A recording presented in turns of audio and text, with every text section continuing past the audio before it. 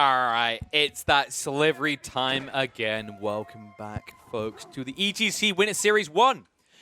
Here in the semifinals, it is going to be Viper in the red playing as the Mongols. And for once, someone decided to do something different. LucifroN, we know he's not that big a fan of Mongols. He loves his roost. He opens up with it and goes straight into it. I don't know if there was a gentleman's agreement. I'd love if there was. Because obviously, a lot of the time, people are choosing either France Mongols or the Rus as their ban, right? Could you imagine if they both just agreed to ban France or something so they can get their favorite civ? I'd love to have seen that. Maybe that's what occurred. I'm not sure. But because remember, the way it works is whatever civ gets banned for both sides. So no one can pick it. So you can't get that advantage player saying, I ban you from getting Mongols and picking it myself. But it does mean, obviously, we're going to get two different playstyles. Rus, definitely a more favorable playstyle, at least in the pub setting right now, that play into a quick, rapid castle age timing, getting horse archers, harassing your opponent. But don't underrate the power of the Mongols. I think a lot of people sleep on how good the Mongols are, courtesy of the YAM network in late game. So keep in mind that a Mongol player can very quickly scale similarly to you would into the castle age, and if they get there, then they can get access to those juicy YAM speed boosters all the time, courtesy of an outpost network. And I have seen plenty of games turned on their back courtesy of that movement speed buff. That movement speed buff that would absolutely allow you to close gap on a horse archer battalion. So we know that the Rus player is going to play into Pro Scouts. I'm hoping Viper's doing the same, because I've been getting frustrated watching these Mongol players, especially in the Mongol and Mongol matchup, not playing the Scouts and inevitably lose the game due to that, more so than anything else. So we'll see if the adaptation is going to be made. Opening-wise, it looks fairly similar. Nothing too out of the ordinary. As expected, LucifroN is not on the gold at all. These Rus players never go on the gold. It's almost like they're just allergic to handling unrefined gold, right? Like, once it's in this nice kind of, ingot form, great. But when you're getting out of a rock, hard day's work? I don't think so. And Scout, how many did we get? So, Viper did go up to a second one. I'm glad to see. I think it's underrated how often people don't do this. Even more so against Rus. Sniping out the deer initially is very important. And yes, you sacrifice a worker, but it's totally worth it. And meanwhile, obviously, the LucifroN side of things with the Rus just gets into those scouts without sacrificing villager production rates, courtesy of the hunting cabin. And straight in already on the tech up. Meanwhile, Viper slightly delayed, as is expected in this matchup, due to the fact that the hunting allows you to generate gold out of thin air and thus have more people on food early as the Rus. It has gone well so far, right? LucifroN getting 215 gold. So already has surplus. Is there much left to hunt? Goal is own. There might be a few wolves out here. Yeah, so there are going to be one, maybe two left. I think they've spotted most of the rest of the wolves, though. Yeah. Is there any drag back? No. So no wolves being dragged back either. They already sniped most of the wolves. I think a lot of them tend to be in the center, if I recall correctly, on Lipany, with small splinters out to the gaps in the edge. But with that in mind, Viper now on his way up with the Deer Stone. Hasn't built a military building just yet. This is kind of surprising to me. Usually you want to have the stable prep and pushing out your scouts already if you're going to pro scouts, or you want to have some early presence. Maybe it's spears, maybe it's archers. It could be that he wants archers, and obviously as the Mongols to access that, you do need feudal. So maybe we see that switch over as soon as that is complete, but regardless of that, feudal is going to be reached first, rather by LucifroN.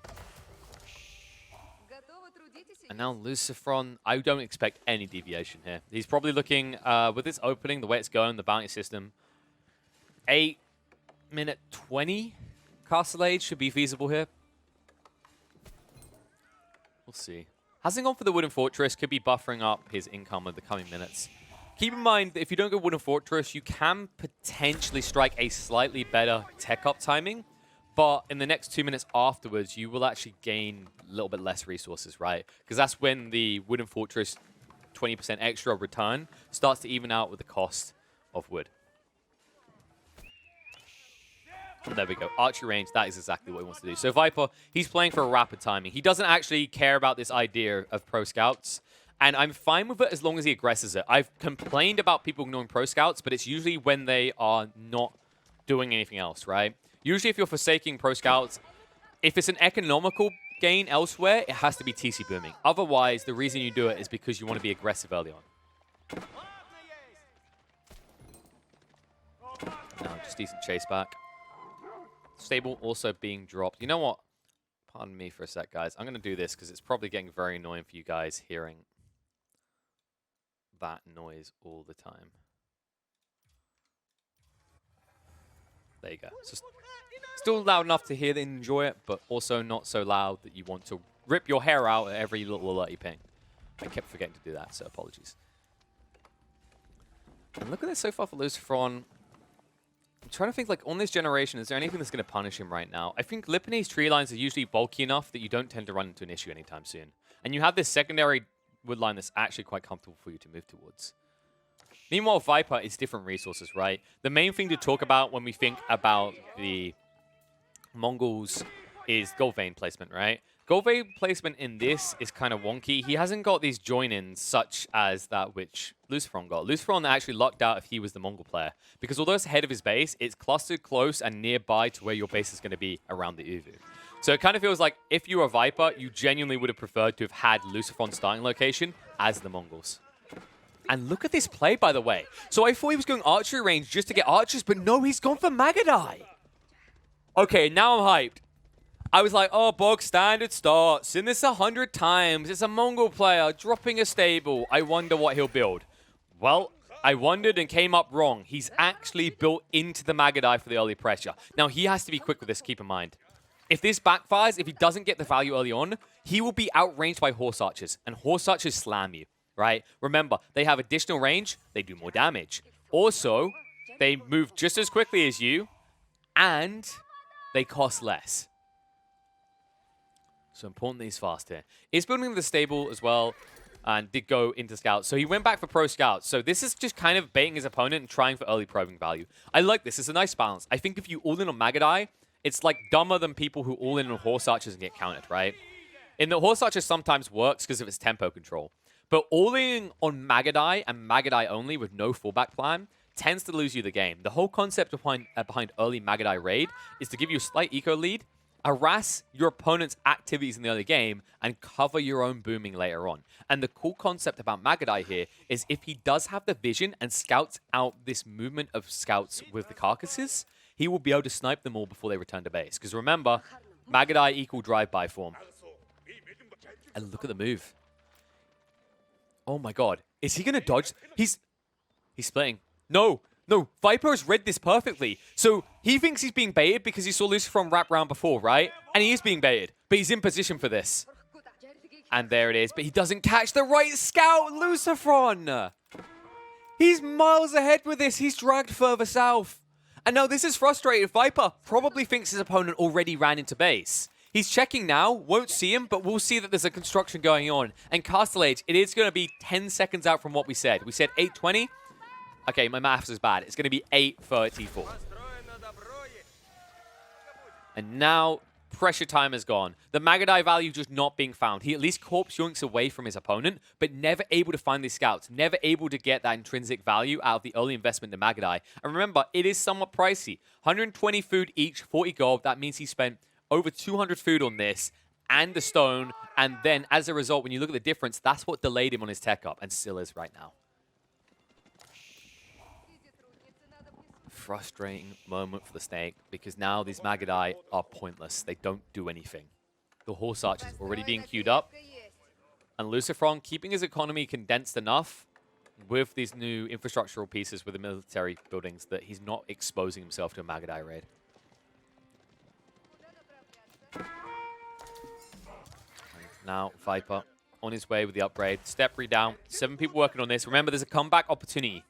Yes, your opponent is now to the horse archers. Yes, it's a very oppressive style of gameplay, at least in the 10 to 15 minute mark. But you are playing Mongols. You are proud people, but more important than that, you have other strengths. And your strengths are draining the gold dry with the step redoubt. And that can enable him to Lancers, and if he plays into those outposts we talked about before, he will be able to move fluidly through these fights and engage quickly. And Magadai still finding value. Tries to duck away, but LucifroN is not getting the scout out and away. So is going to be denied on the food here. No maneuver arrow being used yet by Viper. Keep in mind that he can't catch up to the scout Scouts move at the same speed as the Magadai. So we'll have to let that one go. And look at the move. Time ball. 2 horse archers, 7 scouts on the prowl. 3 more horse archers over here.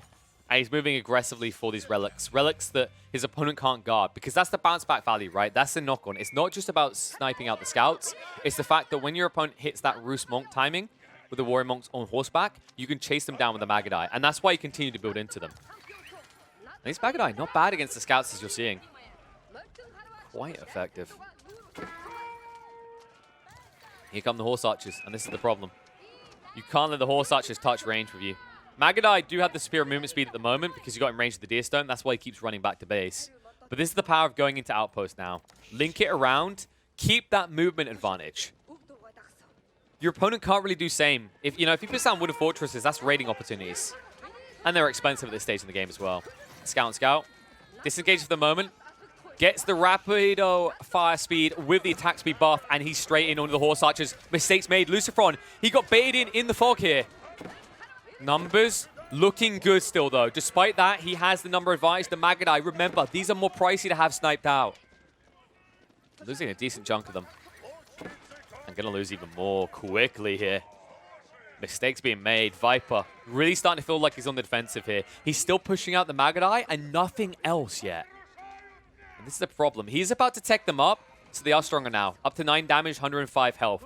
And remember, that's one big power spike you have over the horse archers. Yes, they have the additional range. Yes, they have more attack. But they don't have more health. Unless he opts into it. This would be a big brain play, actually. If he drops a blacksmith and gets the tech up for the boys' fortitude, the extra 20 health on the Roost horse archers, which also affects the scouts, by the way, you have a very tanky and scary formation. In fact, it's a very underutilized tech, in my opinion.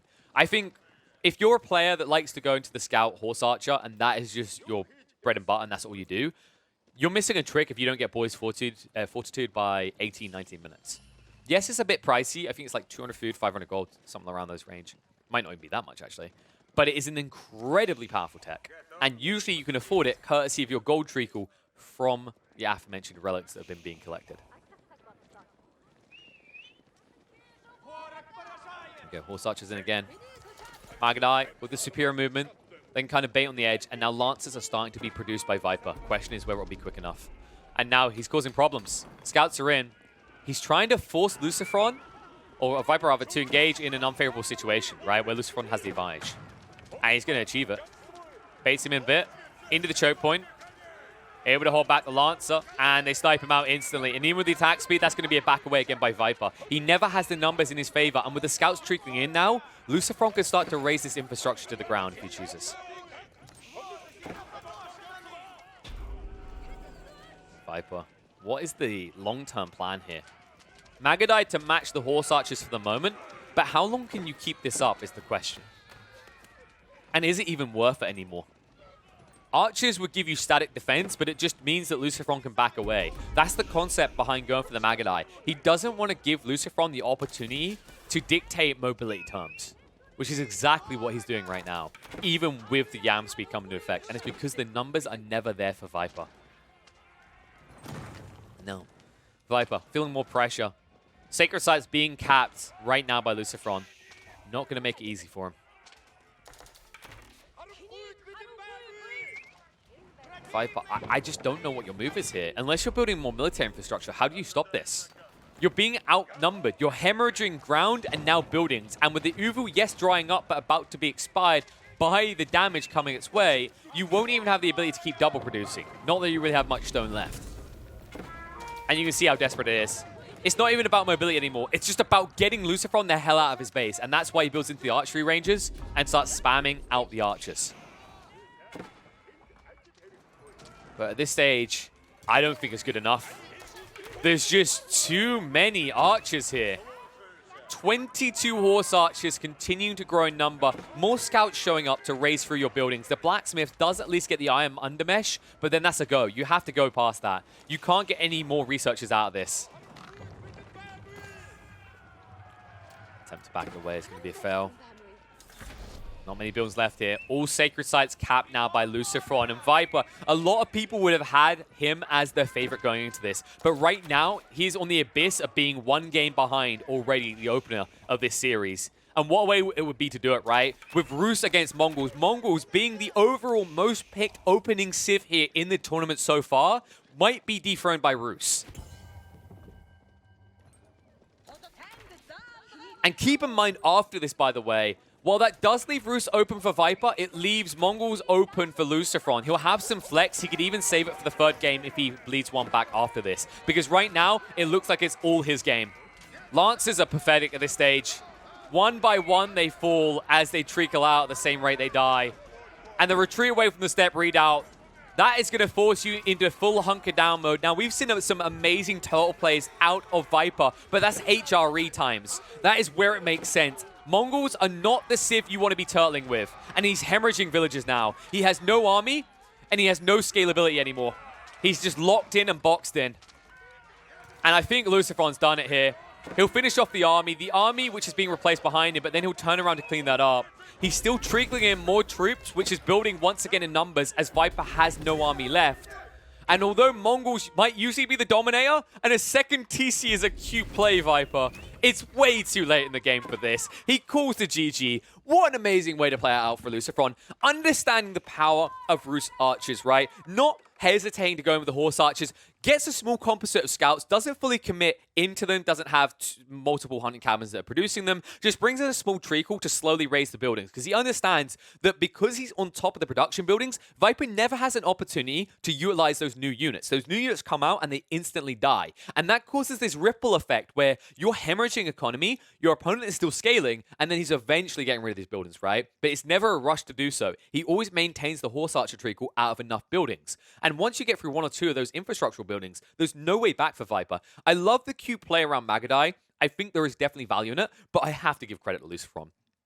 So on point with the way he dodged. You saw it especially when he moved north and then weaved all the way south with the scout line to get the carcasses out. Those type of details matter a lot. You're wasting your early Magadai effort and then you're not finding it later because by the time you're thinking about trying to guard and snipe out warrior monks as they return relics, you're at a stage where your opponent has just as many horse archers as you have Magadai. And we learned a valuable lesson here. It's a point that's been raised before. I think it's a fair one to talk about. Magadai are not cost-effective at most stages in the game. We've seen a lot of players try and bounce back later on, but I think the key issue around Magadai right now is that they're just too weak for the cost, right? Like, it sounds like I'm being obvious with that statement, but they don't get a range increase in even Imperial Age like the Rus would. They also don't get a decrease in cost. I think that would be a way to make Magadai potentially interesting, is to allow them to be built for a similar cost to the Horse Archers once you reach Castle Age. Now, some people are going to debate whether that's fair. I think if you make it very expensive, 600 gold, 400 food or something like that, it sounds insane at that stage. Maybe it's too high. Maybe we need to tweak the numbers. Or at the bare minimum, at least make it so that in Imperial Age you get Magadai cheaper. So they have a bounce back there for it. Because I think Magadai, outside of super early game aggression in Feudal Age, don't have a use. And that's why Magadai looks so underwhelming right now. Is if you think about the meta, if you just visualize it and conceptualize it, the way the game plays out is by 10 minutes, Feudal Age is over. In most games, Castle Age is reached, right? Which gives you 2-3 minutes max to find value on Magadai. And if you can't do that, the game breaks for you. And we've seen that the game actually breaks in favor of the Magadai in the opening weeks, but since then, they've been 404 not found.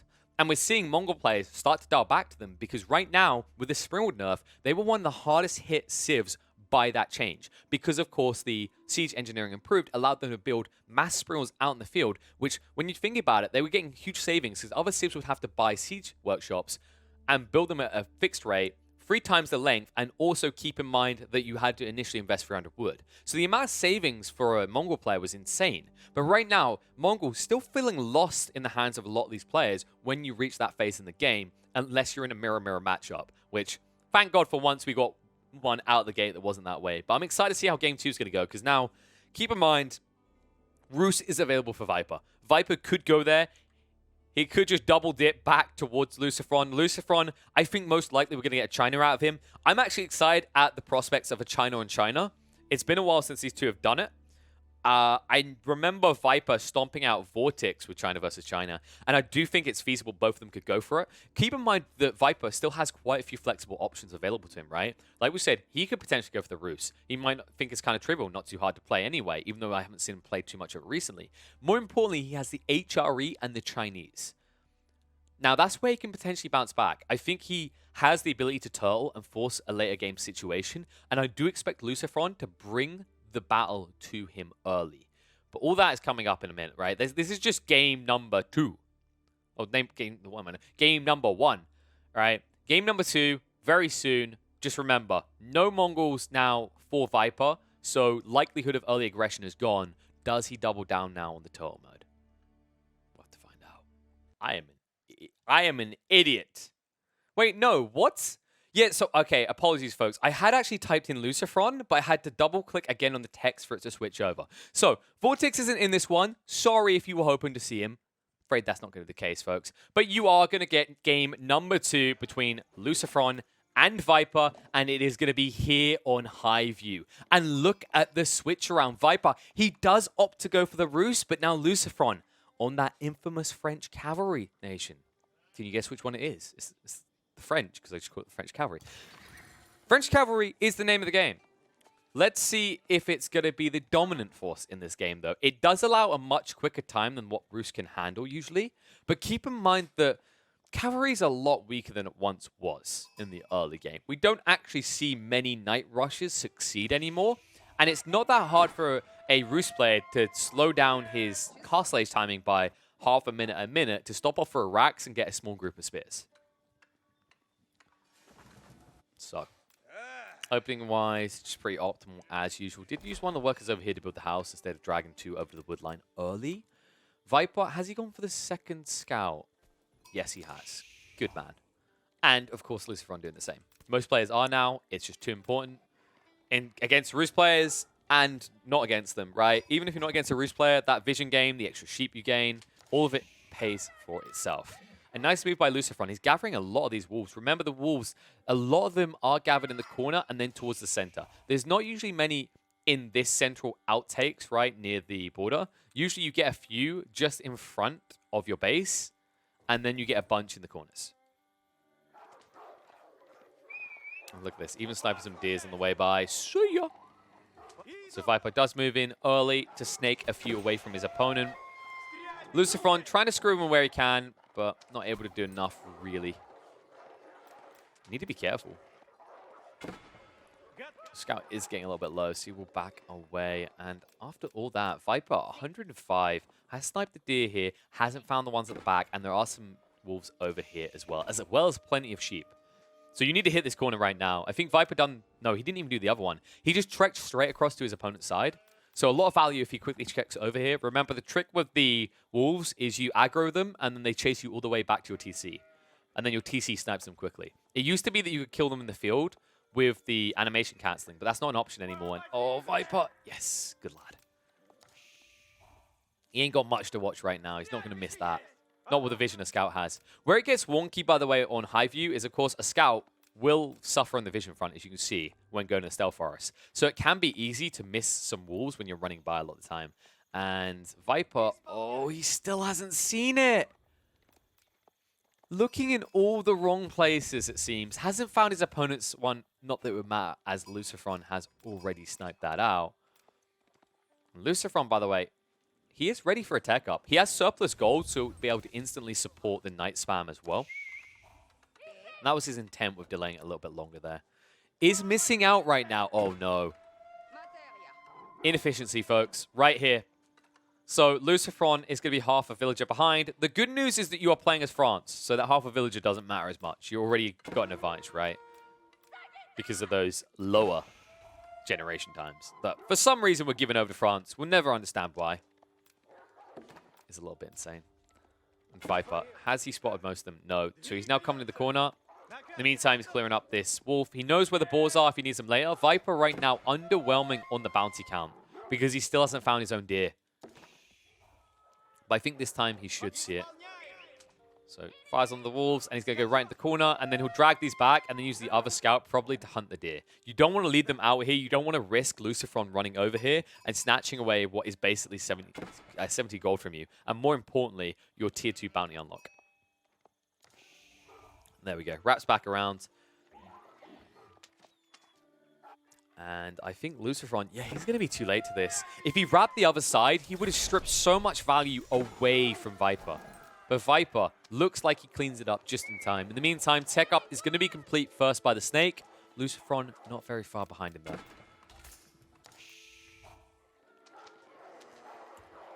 Oh my god, the wolves. Question is, are you going to lose some wolves here now to LucifroN with this one scout? It might be a bit tight, but yeah, he's quick. He's got 3 scouts here, so he'll get this all back. Really important because that's an extra 50 gold still being dragged back, and that, like we said, is going to be a second tier unlock on the bounty system. For those that forget how the bounty system works, it increases the gather rate 5% per level, as you can see there, and also increases the rate at which hunting cabins generate gold, right? Going down from that 30 seconds to 27, 24, and 18, respective the tier levels that you unlock. And of course, there's gold on top of that. These are worth gold. That's good enough reason. Kill stuff. You know, kill stuff, get paid. Now you understand why hitmen do what they do. And also pro scouts should be, yeah, almost complete. And then more scouts coming out. So we're going to start snatching these up. Is there a similar move? No. No, instead we're seeing this play. I like this play. LucifroN actually is going for the pro scouts and for the TC. This is so greedy, but I love it. Holy crap, this could catch Viper fully off guard. Keep in mind that Roost players don't use their scouts for scouting at this stage of the game. They're guilty of this so often, and it usually can cost them games, but it's all about that min-max efficiency. So right now, every scout coming out is only running over and picking up carcasses. It's never checking in on what LucifroN's doing. And what LucifroN is doing is not only getting ready to gather carcasses himself with double stable, he's also prepping himself for a secondary TC here. This is big. This is... If this works out the way I'm envisioning it, similar to how LucifroN's probably envisioning it, this is going to be my favorite opener for France now. It's greedy as all hell, right? Spamming scouts, paying off for the pro scouts, and then also going for a TC in the early game. But if you actually pull it off, and Roos is one of those civs you can pull it off against because they don't get aggressive early on, then you are going to have Viper by the balls on this one. And remember, folks, Viper is already 1 game down after LucifroN beat him with Roos versus Mongols.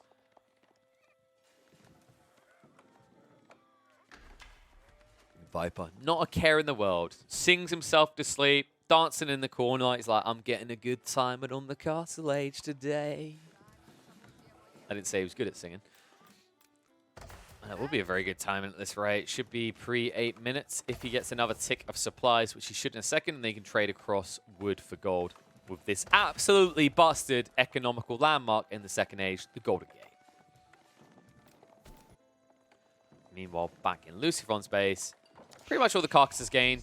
There's actually still a few around here. He can actually go for the back ones. If he moves right now, he can get them. Yep, there it is. En garde les cavalry. Oui, très bien. March forward, my laddies. I don't know if they're going to be quick enough. There might be 1 or 2 carcasses left over. Remember, Viper was greedy in that he didn't get extra scouts. He only got 4.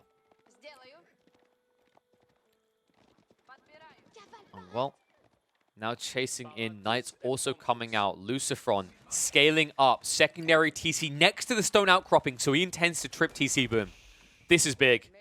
This is unexpected. Viper, how often would you expect this when you're doing the Roost matchup like this? I don't think you would. And it could cost you dearly. And now the Yoinkin. He goes straight in, and he's going to snatch so many of these corpses away. And he's not done yet. Going to pick some more up on the way out, probably. Yep. Not leaving any of these behind. He snatches 5 away right from underneath Viper's nose. What a play. And it's so effective. You have 9 scouts, right? Your opponent has 4. He's not going to do similar at any stage.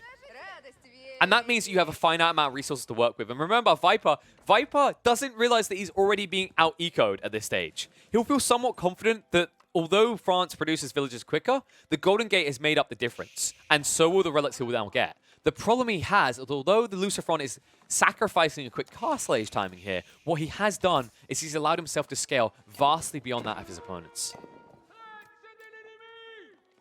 And Knights, in the meantime, trying to get a little bit cheeky. LucifroN, 34 eco now to 29 of Viper. And I think he's going to do it again.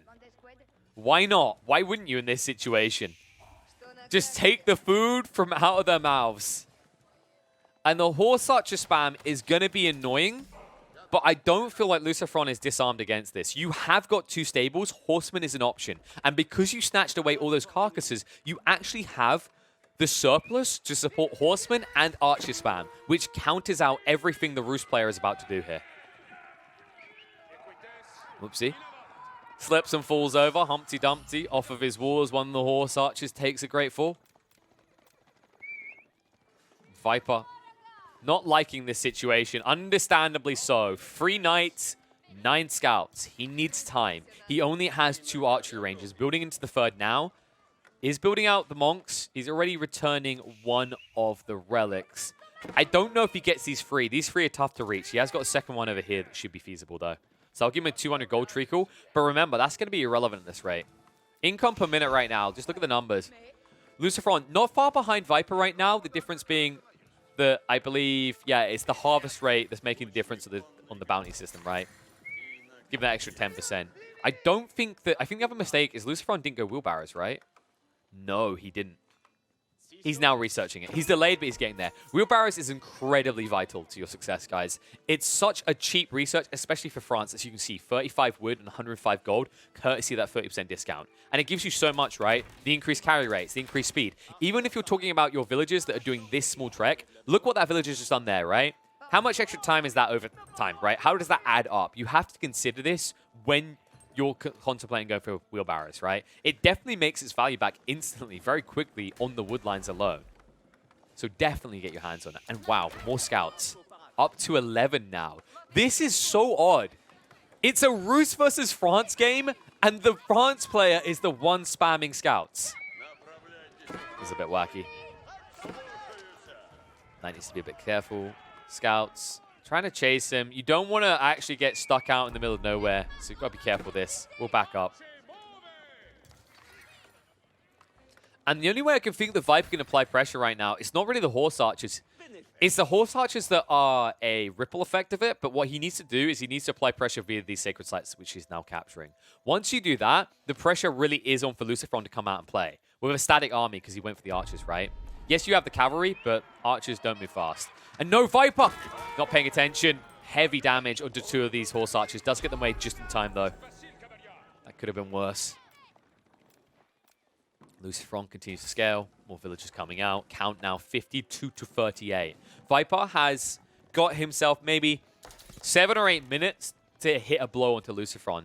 Or I think he's going to be outpaced, right? The number of units which will be able to produce as LucifroN will be superior. On from the Archers as they will snipe out another one of these horsey lads.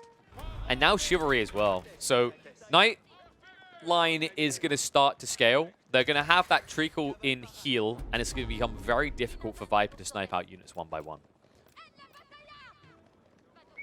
Here you go. Again, being engaged. He's always probing, but it's never really working. Sniping out scouts doesn't feel good in this situation. You need to hit up the Knights, but they're too tanky, and they're going to reach you. And just as quickly as you take out scouts, well, these Knights, they take out Horse Archers. So back off again. More troops coming. No transition yet out of Viper. Still locked on this one unit type. And now the farmland transition. The farmland transition that can be uncomfortable for a lot of French players at this stage will not be because you have that second TC already. So you're scaling enough income to push out units and now switch over to a new type of food gathering. Now push in. Archers really making the difference. It's taken so long to snipe through these Knights, right? So they're evening up the trade, and they're making it worthwhile for the French player right now. Oh, and these Archers almost getting the Warrior Monk. Not quite, but he will decap this. That means he doesn't have to be pressured by the Sacred Site victory condition, and also takes away 100 gold per minute from the Roost player. Just trying to slow him down as best he can. In the meantime, Viper does manage to sneak in like the snake he is. Picks up another of these relics and is going to have to build a monastery to bank it. Has one already in place. No third TC, mind you, out LucifroN. I think he was weighing up the choice when he dropped the TC here. It's literally right next to a stone outcropping. This must have been part of his thought process. But he realized that with the way Viper was getting up, he needed to be a bit more present. I'm glad he didn't go for a third TC. I think 2 is glorious here. 3 would have been too easy for a Horse Archer raid to punish. So far, the Horse Archer raid not really punishing anything, right? Always engaging in the field, never able to raid onto the eco lines. And that's the whole purpose of it. More so than anything else, you spam out Horse Archers to reach your opponent's eco pockets and snipe, right? Not able to do so. Look how confident LucifroN is. Gold Vein, 12 people here, no outpost to protect. Then the Berry Bush further out, 10 people here, unprotected. And he hasn't got a care in the world because he patrols the center of the map and he dictates the terms upon which they fight.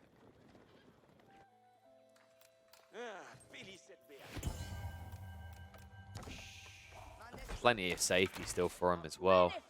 Won't have to wall anytime soon. We see sometimes these players, they play into a corner, they wall it off. It's the backfall where they can put down their farmlands. But LucifroN understands this game's going to be won in the fields, not in his base. So if he has to invest anything at any stage to protect that, he's playing suboptimally elsewhere, right? He's sacrificing something, and it's just not worth it. And now this Horse Archer count needs to be careful. A bit of scout raiding back and forth. This is the home field. It's hard to get in on Viper right now, and he has built the Mangonels. There hasn't been a switch up just yet on LucifroN, and he needs to be careful. The Mangonel's moving in. The Mangonel, which he should see, backs off just in time. Loses a few archers, though. And now the chase. The chase is on. Warrior Monk's giving the buff. The Horse Archer's still chasing here. And these archers have to turn around and trade as best they can. They cannot move away. This was the problem. The moment you had to turn and run, you were going to be in trouble. And the Mangonel has been the difference maker here. Viper sticking LucifroN on the edge, because if he loses this battle here, it's going to be free reign to raid straight through that farmland that LucifroN just built. And that's why he sends in the Knights. The Knights that aren't going to be good enough. The Archer army is gone. The entire force is wiped, and now 30 Horse Archers coming towards your base. Viper, just like that, he takes control. And now you need a switch up. LucifroN, he doesn't have that option though. Remember, he never teched up. He was just sustaining the army in the center. It means he was all in, and it means he cannot even build a Springald, a Mangonel of his own. Nothing to defend against the Zerg. And he calls it game, but not set or match. 1-1 the score now. What a way for Viper to come back. I like the pivotal play into the Mangonel. He understands that he can't continue to forfeit ground there, but because he's on home field, he has the advantage. Mistake made by LucifroN, but understandably, he doesn't back up from the Mangonel play, because if he ever retreats for even a single moment against that number of Horse Archers, as we saw later on in the fight, you will be ran straight through. I do love the play into the second TC. I enjoyed the aggression. I think possibly you could have went for a third TC. The reason he doesn't go for 3 TCs and sticks on 2 though, is because in that matchup, in that situation, the amount of units you're pushing out, keep in mind that while you will scale your economy quicker, if you need military presence early, any third TC you drop there is an extra 50 food, so ends up being 150 food every minute that's coming out of your economy. That takes time to replace, that slows the trickle out of units, and then potentially against a Russ Horse Archer spam, that gives them the edge to run you through. And that's exactly why you saw him not engage with it. LucifroN choosing to stick on 2. Nice idea, but once again, just falling victim to your classic situation, right, of the Horse Archer spam out of Rus. And Rus so far has been the name of the game in this series, right? 1-1 apiece now, both games being taken by the Rus, being utilized respectively by each side, brings this score to a 1-1 and means we will need a third game here. But someone's going to have to change, because Rus is off the table. So what is the Kingmaker now? Keep in mind that LucifroN doesn't have access to France now, but he does have access to the Mongols. And I wouldn't be surprised if we get Mongols in game 3. The cool thing is if Viper chooses to go for something like HRE. I've seen him beat some of the best Mongol players, tanking up and coming back later. And I'm kind of hyped to see if that's the way this is going to go. I do feel like if I was to rate Viper's stronger civs, of the remaining choices, HRE and China to me stand out the most that he's likely to take. He could opt into early aggression with France, knowing that his opponent can't have Rus himself now. Not to mention he can't have France himself. Nah, I've got a feeling we're seeing HRE or China. We'll find out in a few minutes, though. We're just waiting. They're just taking a small break, and then they'll be into Game 3. And remember, after this, whoever wins this will go into the finals of Winter Series 1, where they will have to face off against the illustrious Marine Lord himself. Stay tuned. Game 3 between LucifroN and Viper. What is the one thing you probably wouldn't expect to see? Would it by any chance be Delhi? Oh, yes, that actually probably would do it. I wouldn't expect to see Delhi in Game 3, a deciding game, a barn burner, best of one, but it is going to be here on the infamous Mongolian Heights where they are most strong. Remember, Delhi, power of fishing boats. This map can easily win you a game within 15 minutes when playing Delhi, especially against the Mongols, considering their opening is usually an Uvu, and the Uvu is already being built by LucifroN. Now, the way you fix this with your LucifroN is you have to go straight into a barracks, and you have to push across the lake, or across the river, rather, before your opponent builds into the dock, and he's going to build into it fast. You see the move. Viper brings out 2 workers to get down this dock at the crossing instantly. And this is exciting. I knew it had to be this type of map, right? The weird part is LucifroN chose this. LucifroN gave this info over, and this was the response out of Viper. And it's a damn strong response, right? Most players I've seen try and pull this off. As long as they don't mistake, like they don't make any mistakes, they don't open up silly as the Delhi, and they micro correctly, they win. They win time and time again. And usually the conditional part is, did the Mongol player go for an Uvu early? And he did in this situation. But LucifroN, probably thinking he can outmaster his opponent here. You have to go in the racks early. There's no point getting on the sea yet, right? Because if you place a dock and you push out fishing boats, your opponent has fishing boats that do 7 damage per shot, right? And that's the power of Delhi. Delhi obviously reigns supreme on the water in the Dark Age. The catch here is how quickly the Feudal Age can turn up and ruin your game.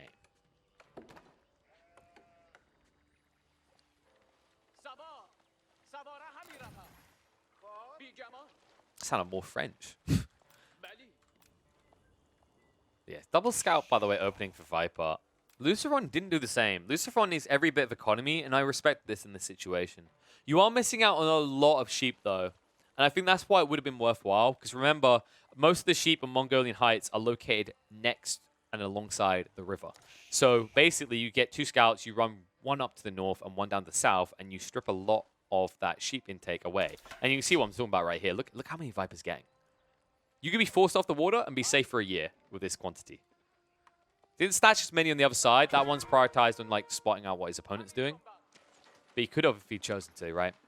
And kind of surprising he missed out on some of these. I think maybe it was a case of, yeah, I think there was a grab first by LucifroN up to the northeast. But now, Outpost going down. So, LucifroN, this is the classic counter. If you're playing as the Mongols, this is the play you make. You drop Outposts because they're cheap for 70 wood each, and then you just pressure the fishing boats out slowly with Spearman Garrison inside the Outpost. So this could work. Needs to buy space for a second Outpost afterwards, though. And with 4 Spearmen, Viper can't stop this. And that's problematic for him. Back in base, everyone working on wood. This really is the play, by the way. There's not really any other opening that feels that great as Delhi, at least aggressively. You can go for kind of a turtle up and look towards Compound the Defender and aggressively wall your opponent later on in Castle Age, but that is so far off against Mongols. And you don't want to give LucifroN that much control of the game this early on. But you can already see how he's being pushed back, right? So fishing vessels have to back away. This outpost is going to deny on the bottom left side of the dock here.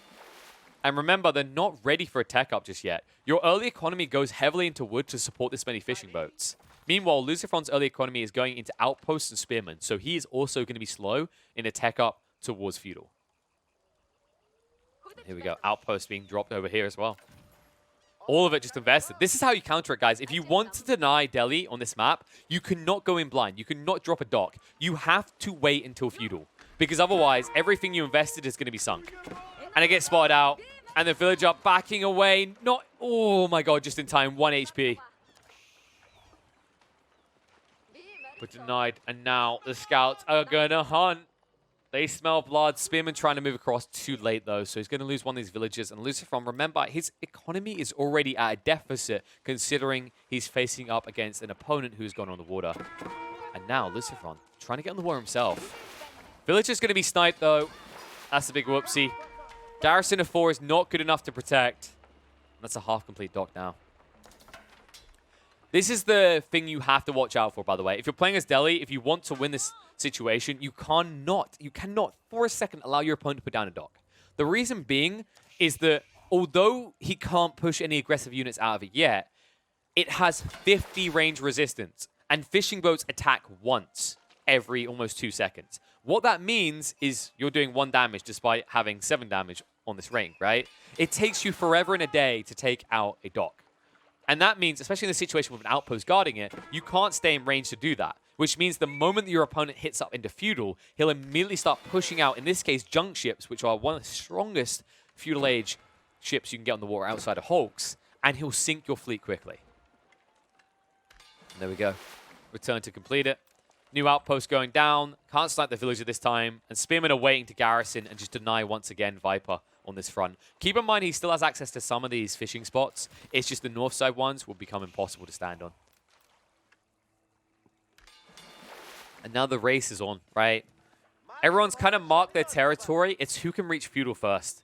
Keep in mind that the Delhi player can actually do a decent job if he gets into the Dao ships. The problem you have, though, is Dao ships, they match similarly to light junks, but as you can see, they cost more, take longer, and that can be the difference, right? The light junks are also incredibly nimble, moving much faster than most ships on the sea. Thus, they can gap close quickly on your fishing line if you ever surrender over, or if you fail to get up to the feudal in the first place to get the Daos to defend you.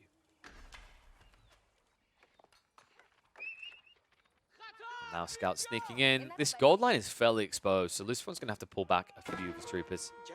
Meanwhile, Khan is riding around the back. Viper, remember, he went up first. LucifroN is still not ready for a tech up. And that's the effect of fishing economy, folks. It's why when there's water on the map, you need to be engaging with it. 7 fishing boats has given him the edge here. And if you think about it, right, it's not as if you can argue, oh, you know, LucifroN invested too much X and Y, right? If you think about the cost of outposts, 70 each in the dock, his opponent put down 2 docks, he put out all these fishing boats. He spent more wood, but it just doesn't matter because, of course, these return a lot of food very quickly. And now also getting to the Dao ships. So Dao ships will initially have to be careful, but can quickly start sniping out outposts to a certain degree, especially with the assistance of the fishing boats to repair them. But the breathing space is there. LucifroN now looking to scale his economy. He did get on the water in the end. Remember, this outpost guards him. So now, this is the good thing. This location means that he's got the southern side of this river. He will be able to scale his economy now. And Viper needs an edge on land that he can push forward.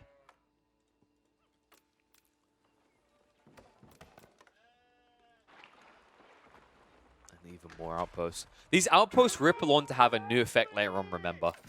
Never underestimate the power of the Yam speed boost. When you get into the mid-late game, right, you get the castle age, you get that buffer, it's going to allow you to plow across this map so quickly. Not to mention the upgrades later into the Springles, just allowing you to siege through everything nearby. An interesting move. So he tried to shift through and do some damage to the fishing fleet, but it's just proved pointless. He drags them all the way to the south now because he was being denied on the north side. He didn't want to build docks even further up. He has to in the end. And now Viper, if he wants any fishing economy, he's going to have to do the same in the south. And yeah, there's the villager moving. But this is heavy investment. It's 150 wood each time. And remember, the comparison is 70 wood. And yes, you invest a little bit in the spears, but they can be utilized elsewhere later, right? That's the difference. There you go, tech up complete. Fishing boat will come out, and then it should be immediately into a junk ship. Junk ships that can run down these fishing vessels quickly and kill them quite easily. Down, repairing for the moment. Actually, this is cool. LucifroN isn't building into junk ships. He's only got 1 dock, right? And what use does he have for them right now? The outposts are doing everything he needs right now. So he continues to expand the network. This network that is not only going to deny your opponent from getting fish on the water, but also will cover vision on all the crossings and then give that Yam speed later. The rippling effect, the value, especially on Mongolian Heights, in doing outposts is insane.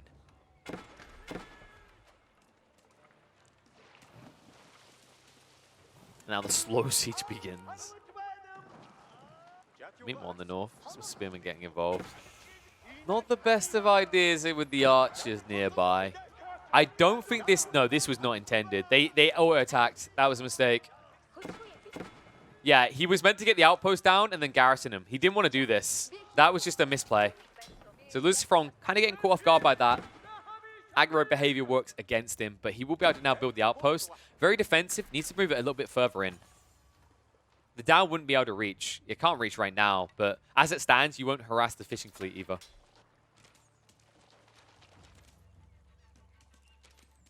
things begin to calm down a bit. And then we turn our eyes to the next tech up. And who's likely to get there first? Viper still has the edge, right? He was gathering on the water sooner. He's still finding pockets to do so in. But LucifroN could very quickly close him out with these outposts continuing to be built.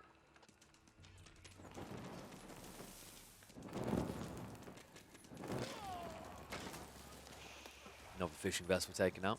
Power of the light junks, remember, it is 10 damage, 3 bursts. Compared to the Dow, 4 bursts, 8 damage. And the reason that matters is it seems like it evens up. But remember, that means that basically range resistance becomes more important against burst attacks. It's the reason why, for example, Zhugnu are weak against armor, because although they have all these burst attacks, the damage is low. So on each of those shots, they're losing out compared to the range. So, for example, just to match it up for you, here the Dow has 4 armor, so these bursts go down to 6, and then you end up doing 18 damage. For comparison, you're doing 4 bursts of 8, but there's a resistance of, was it 3, I believe? Yeah, so you're down to 5 damage in bursts of 4. So in fairness, you are doing more damage here. And I think the advantage is meant to be the light junks are just cheaper. That's where the kind of counterplay is. But you can see how effective in these situations with multi-bursts, going into blacksmiths and getting the undermesh can be. Right now, this Dow might be sunk.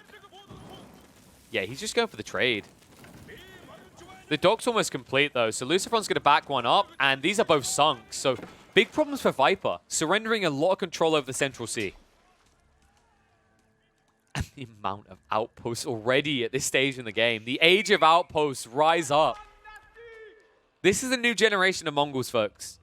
We highlighted this before. We weren't seeing that much in the Mongol and Mongol matchups because it plays so fast, and there's a risk that you allow your opponent to raise outposts and get food and gold. But against non-Mongol opponents, this is how you can play the game. Especially if there's choke points. Any choke point-based map, this is incredibly valuable, right?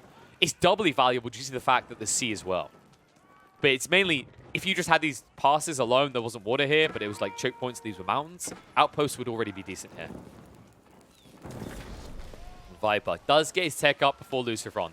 But LucifroN starting to stab him out a little here, right? One by one taking out the fishing vessels, target them down as you can see. And when we look at the count, LucifroN now to 50, Viper down to 43. He needs an answer, and he needs it soon. He's not scaling anymore, and he hasn't built into a second TC on land. Those wondering why I call it a second TC and then say on land, docks are like TCs. Yes, these fishing boats can't build other structures for you, and there's only a specific resource they can gain. But when you consider that your limiting factor in terms of gathering rates is like having access to additional buildings to get this out, and oh my god, the demo ship! Shut up, nerd! Boom Boom's going off, and that was huge damage. The demo ship plays from Viper. On point. Forces the retreat out now. And I did not see that coming. I knew he would probably go into demo ships. But I expected to move away at some point out of LucifroN. He gets completely caught off guard. But a small detail that doesn't change the tidal waves in the ocean, right? You might leave a ripple with that rock, but you're not stopping the tsunami coming your way. You're still going to lose control of the waterfronts very quickly here. And there is honestly nothing you can do about it. The outposts are all out of range of boom ship range, right? So your demo ships don't do enough. And the Baglers, this is desperation. Baglers absolutely suck. There, I said it. And I mean it. They are so underwhelming.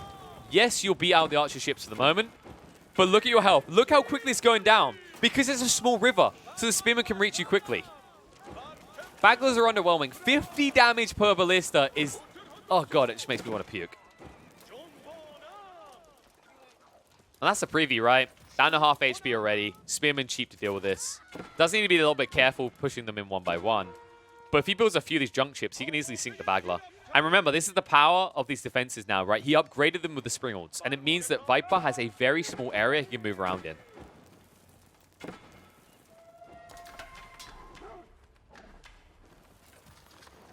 You can see how frustrating it is. He's trying to wiggle his way through.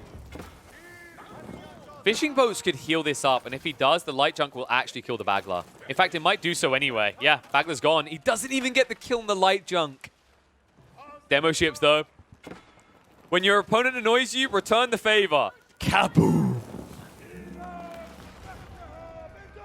Didn't manual detonate, mind you. Remember, manual detonation does more damage, more range. So always manual detonate, folks. But now LucifroN finally on his way up. Step redoubt being built, but he's so far behind Viper in terms of tech. Eco scaling, not so much. You can see that Viper is still favorable here. That's courtesy of getting all these free researchers, right? You can see he's halfway through the tier 2 ones right now. And that's giving him a little bit of an edge here. Courtesy of the Moss buffing this up. That's why he's ahead on income. But remember, the Mongols, their strength is in gold gathering. Once the step redoubt is complete, they will boost their income heavily here. And because you've also forced your opponent off the water now, you're going to continue to boost your income in the meantime for the next several minutes at least on the food front. There it is. Final dock being raised. No more boom booms for you. Viper, he's like that crazy little kid that found the matches, and you're the parent coming in and taking them out of his hands and saying, no, that's dangerous. And one boom ship should just get rid of this dock if need be. He needs to be careful because he could still lose more of his fishing fleet, and it is frustrating to replace. But luckily, you can see how kind of clustered and deep his main contingent is, right? It's very hard for a boom ship to reach that deep into this dock line now that LucifroN has. Boom ship out. Nice detonation. Means he's going to get another demo ship out. Bit of a bait there, right? LucifroN tricking himself essentially into losing the military force on land again. And I'll give credit where credit is due. Viper has actually utilized his demo ships very well in this game. I think the Bagler was an outright mistake. They've done nothing. But look what it's covered. We said he needed to do this, right? Not one extra TC, but 2 TCs being built in rapid succession. Viper, he's done with the sea, onto the land. And what's the response, right? LucifroN, yes, he has all this dock power. That is going to dry up eventually. There's a finite amount of resources to be gained here. These are not deep water fish. In the meantime, he hasn't expanded on his second TC because rarely do we see that out of Mongol players. Maybe by 20 minutes plus if your economy starts to falter. But I think in this game, it's unlikely he goes for a secondary TC because he has full control of the river now. In the meantime, more frustration out of the demo ships. Not able to snipe onto the villager. Decided to prevent his opponent a little bit longer. But in the end, he will finally be forced off the waterfront. And now archery range is being dropped. So is prepping for the archer spam. It could also be that this is a prelude into the elephants. I think the cool thing is having these free TCs. In about 5 minutes time, he'll have a bulked up economy that can support spam out of elephants en masse. Question is whether you want to do that against Mongols. Because one thing I will highlight is I think that elephant spam is terrible against Mongols.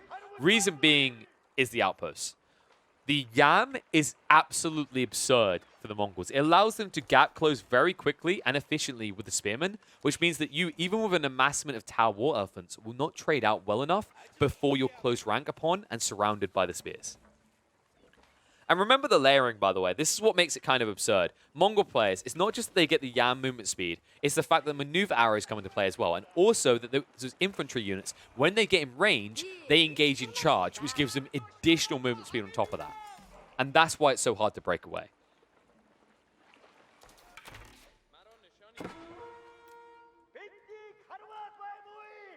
For those just tuning in, Viper did take game 1, by the way. No, sorry, LucifroN took game 1, I'm about. By playing Rus up against Viper's Mongols. Game 2 did go the way of Viper, managing to beat his opponent back with the same cake, playing Rus himself. And now, in game 3, well, no Rus to be found. Banned, remember. If you win, or rather, if you play it, it's not available for the rest of the series, which is why we now find ourselves in a Mongol on Delhi and Mongolian Heights. And the Mongols are advancing. Look at this. The network continues. Continues to build in those springles. Remember, it's pretty easy for him to do so. And also, now with a Mangonel built, moving in here.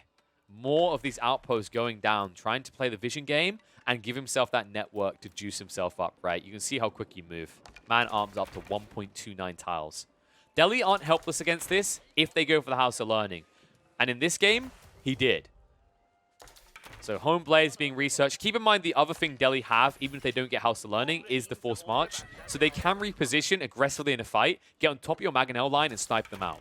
So don't make a mistake, right? Do not think that Viper is out of this game right now. Yes, it looks bad right now. 2/3 of the map belong to LucifroN. But Viper, with the power of Delhi, if he gets a man-at-arms line or even archer lines, with Forced March, he can make some amazing plays here.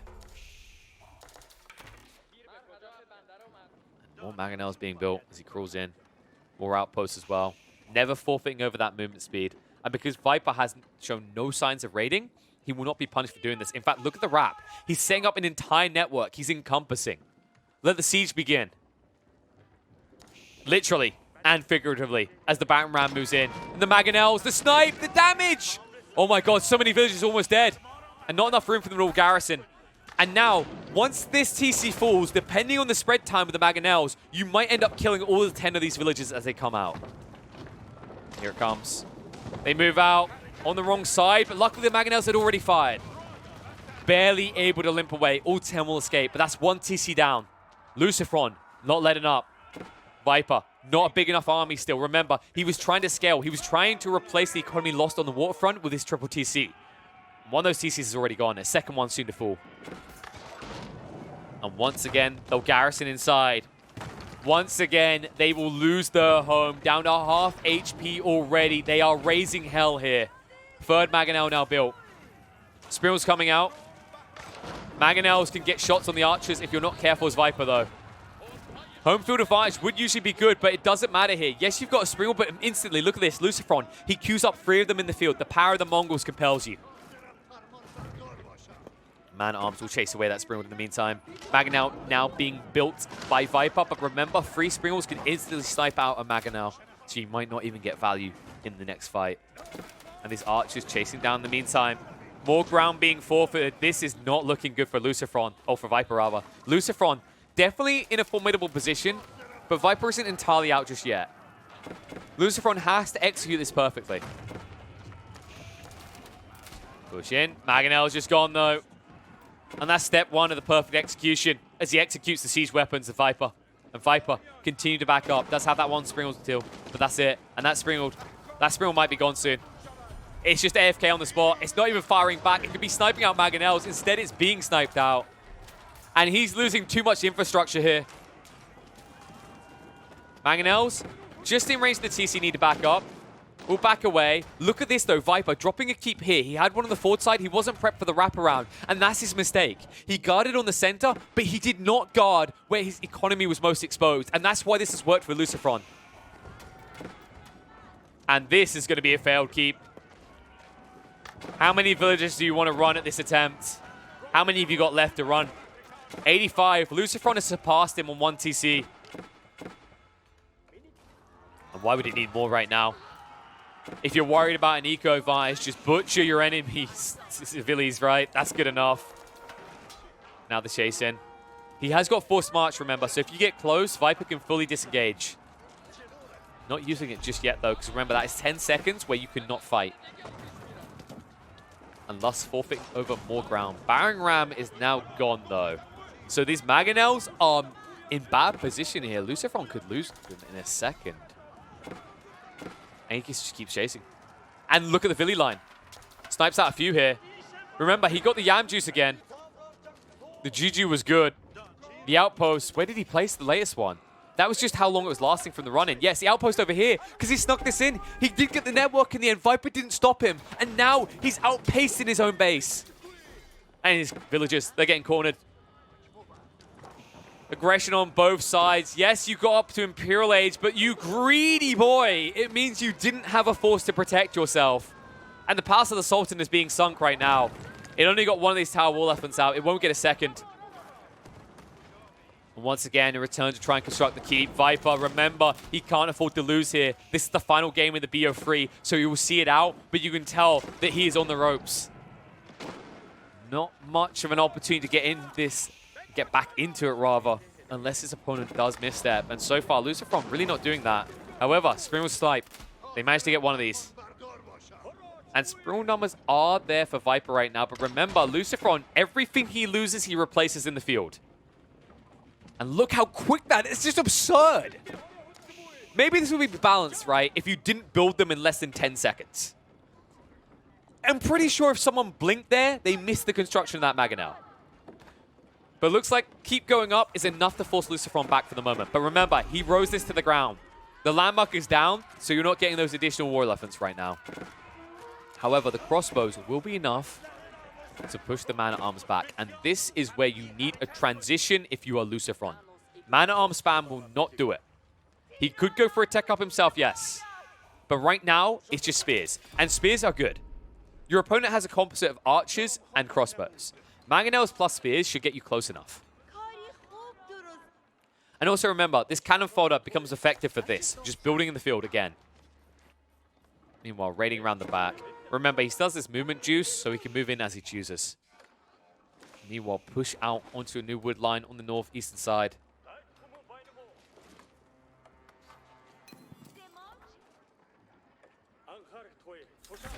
And keep in mind, now that he knows his opponent going for crossbows, his options are kind of limited. I'm still fine with the veteran spearman. The spearman, because of the bonus damage, they end up having the effective HP pool quite similar to that of the man-at-arms. I think the important detail here is he needs some horsemen. Horsemen would be fantastic here. But so far, it's only been racks. Nothing but racks non-stop coming out from LucifroN. LucifroN did build into a second TC now, by the way. And look at the difference doubling up. Because remember, Viper, he lost both of those town centers, so he's not able to replace as quickly.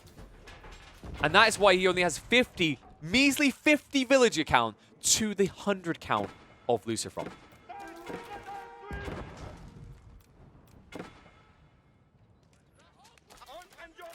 Bombards.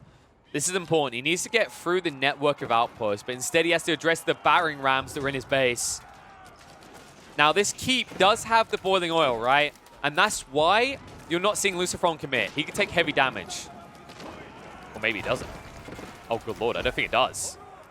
Okay, there's a good hit. Looks like it's starting to strike at them. It took a while for the boiling oil to kick in.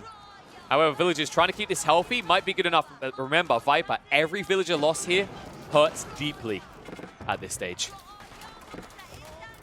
And Bombard Mangonel moving in means that this cluster truck of a force could go splat in the blink of an eye. And he's too aware of that. LucifroN backing up again. Viper is holding him off, but remember the limitation here.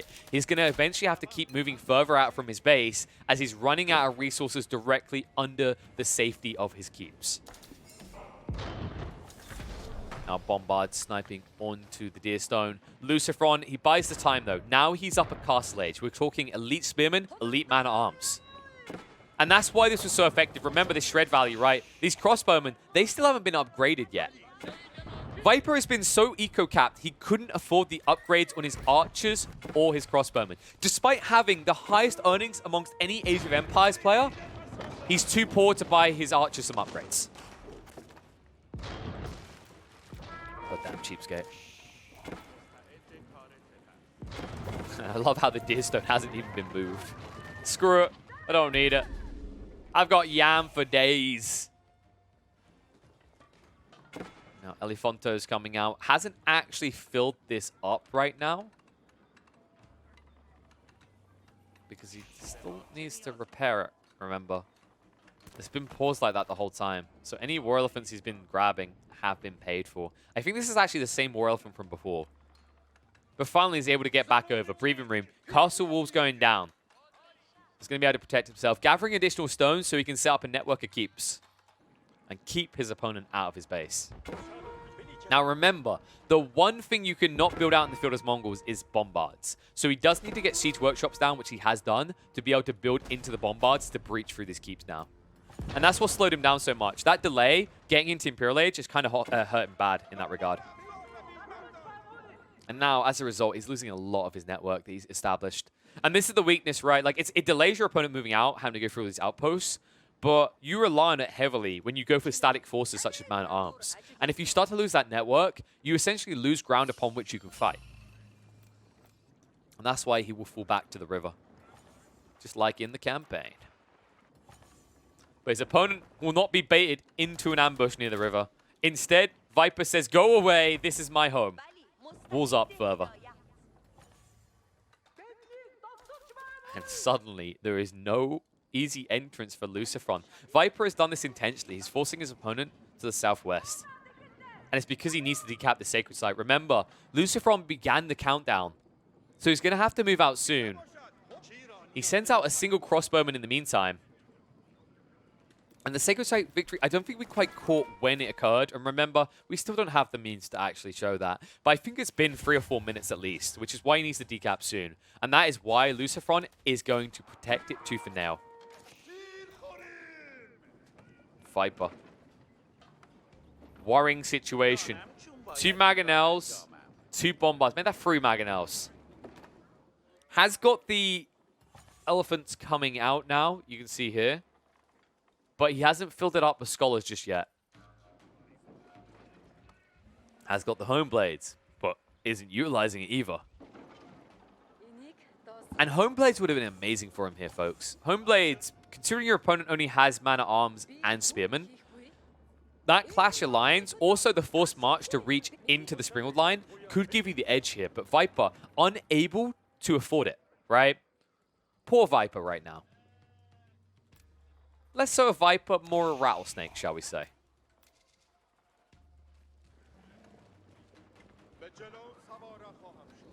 And now so many Mangonels. Enough that they get one good volley out. It doesn't matter what happens afterwards, but he's having problems right now. Trying to get the network down the outpost of the keeps. It won't be a freebie, though. LucifroN making sure he can't crawl towards this sacred site. And look at the outpost spam! LucifroN, he's all in on this now. He understands how he can win. He doesn't have to breach anymore. He understands that Viper has a finite amount of resources back here. Admittedly, a huge chunk of gold at the back. The Wood Lions are being somewhat depleted. And because he's still replacing the lost economy count, it means that it's very hard for Viper to throw an army at this and fail. He has to succeed in one foul swoop.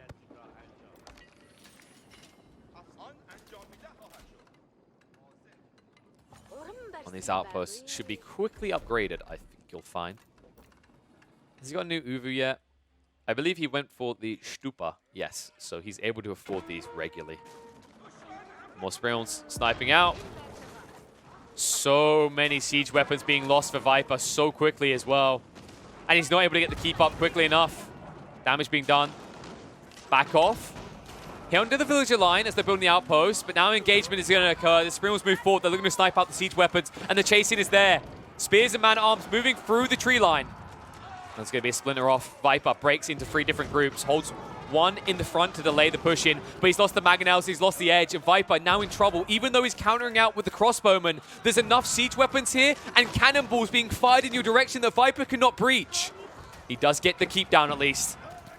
But for what effort? What can you do off the back of this is going to be the question that's going to be asked. Most of your army is dead again. And the question is, who's going to replace quicker? And I think we know the answer when we look at the surplus resources. LucifroN is able to just non-stop push out replacements. And that's enough. He calls it. Viper not able to get in. The sacred site is the difference here on Mongolian Heights. And surprise, surprise, the one role playing as the home fielders has the advantage. He'll take the win 2-1 in this series. And LucifroN will move forward to that grand final up against Marine Lord. But what a play coming out from both sides. I really like this bounce back and forth. Really big gambit by Viper to go for the Delhi, but I think if any game Delhi could do it, it was going to be this one. But I have to give full credit to LucifroN. Most players I've been watching play the Mongols, especially when you're up against Delhi, do not utilize outposts anywhere near enough, or they get too cocky, too aggressive their outposts. Notice how he was patient, he took his time, and he didn't fold to the pressure that a lot of players would in that phase in the game, where they say, he's getting loads of fish, he's getting value, and I'm wasting wood. I'm not getting anything. The point is that as soon as you can actually strike up the feudal, and as soon as you have your network in location, you are going to thrive, right? Later on, those outposts still have value. The fishing vessel fleet is going to lose long term. That is genuinely the power.